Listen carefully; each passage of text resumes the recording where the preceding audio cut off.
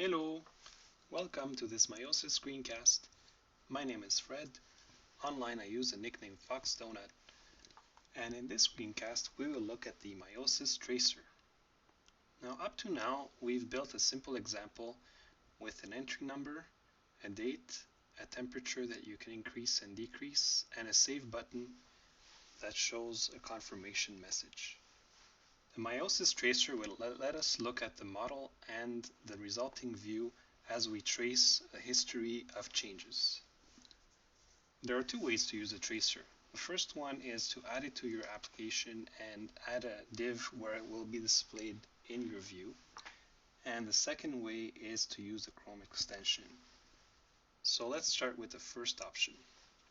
First thing we'll need to do is add the Meiosis library itself, which we will do here. This is the Meiosis library, and to add the tracer in the application itself, we also need the tracer. With that done, we need to add a div where the tracer will be displayed. We'll give it an ID of tracer, and we'll also give it a style so that it's always in the top right corner. So we'll put position absolute, top 0, right 0, and let's give it a font size so that it's not too big.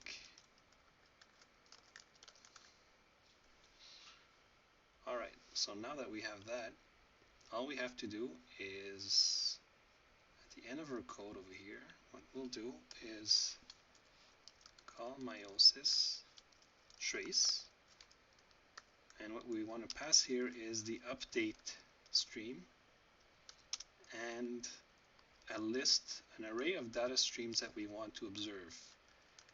And in our case, that's just our models.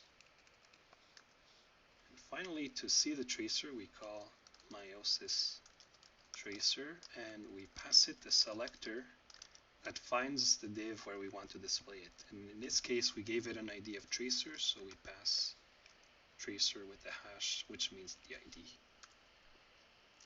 Now you can see that the tracer appears. What we have here is a view of, we have the model and we have a slider that will show us a history. So notice that now as I interact with the UI, and you can see, always see the latest data model, and you see that the slider has a history. So if I use the slider and go back, I can see every snapshot of the model that was taken during my interaction, and you can see that the view always shows the current state according to this model. So that's really nice to go back and see what's happened. And further, as it says here, you can type directly into this box. So for example, if I type over here, I can see the result in the view. I can even type over here and so on. And you can see that the view always shows that result. And for example here, if I change the units, you see that it doesn't change. So that reveals that we haven't updated our view to use the units yet. We'll be fixing that, of course.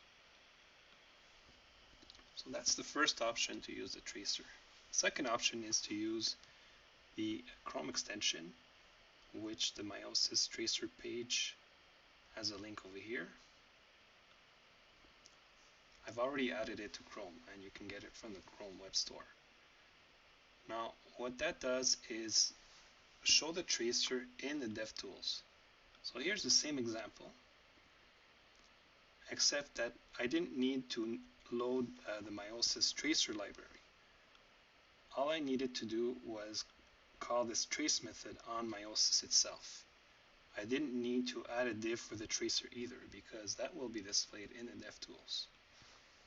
So if I open the DevTools, you can see that there is a Meiosis tab right here.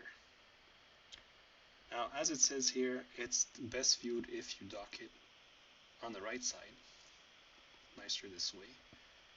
And you can see that it's the same interface that we just saw. So again, if I interact with the UI, I see a history of changes here. I can go back and see all the models, and I can type directly in here also and see the resulting view. So those are two ways of using the tracer. You can rewind, replay, and observe, and it's a really nice way to experiment, develop, and debug an application. That's it for this screencast. Thank you for listening.